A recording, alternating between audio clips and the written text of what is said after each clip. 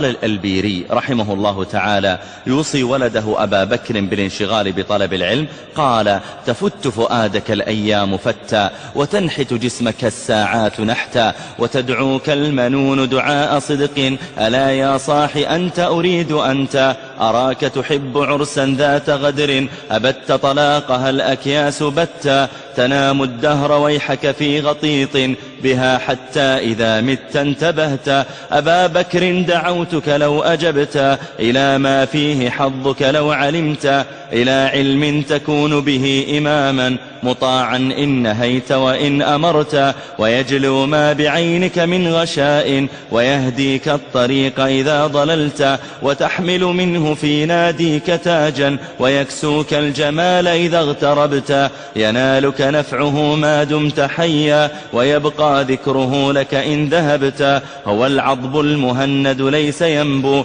تصيب به مقاتل من ضربت، وكنز لا تخاف عليه لصا، خفيف الحمل يوجد حيث كنت، يزيد بكثرة الإنفاق منه، وينقص إن به كفا شددت، فلو قد ذقت من حلواه طعما لآثرت التعلم واجتهدت، ولم يشغلك عنه هوى مطاع، ولا دنيا بزخرفها فتنت، ولا ألهاك عنه أنيق روض، ولا دنيا بزينتها كلفت، فقوت الروح أرواح المعاني، وليس بأن طعمت ولا شربت، فواظبه وخذ بالجد منه، فإن أعطاكه الله انتفعت، وإن أعطيت فيه طويل باع، وقال الناس إنك قد علمت، فلا تأمن سؤال الله فيه بتوبيخ علمت فما عملت، فرأس العلم تقوى الله حقا، وليس بأن يقال لقد رأست،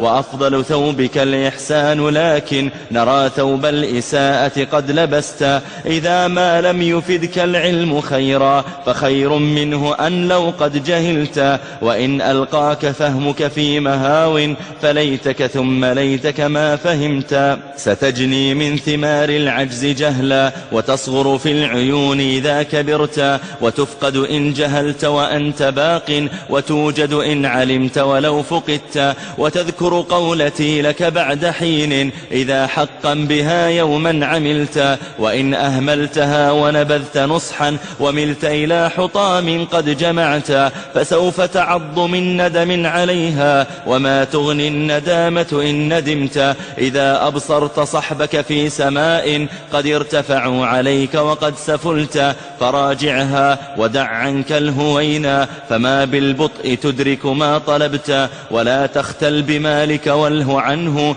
فليس المال إلا ما علمت، وليس لجاهل في الناس مغن، ولو ملك العراق له تأتى، سينطق عنك علمك في ملاء، ويكتب عنك يوما إن كتمت، وما يغنيك تشييد المباني إذا بالجهل نفسك قد هدمت، جعلت المال فوق العلم جهلا، لعمرك في القضية ما عدلت، وبينهما بنص الوحي بون، ستعلمه إذا طه قرأت، لئن رفع الغني لواء مال لأنت لواء علمك قد رفعت، لئن جلس الغني على الحشايا لأنت على الكواكب قد جلست، وإن ركب الجياد مسومات لأنت مناهج التقوى ركبت، ومهما افتض أبكار الغواني فكم بكر من الحكم افتضضت، وليس يضرك الإقتار شيئا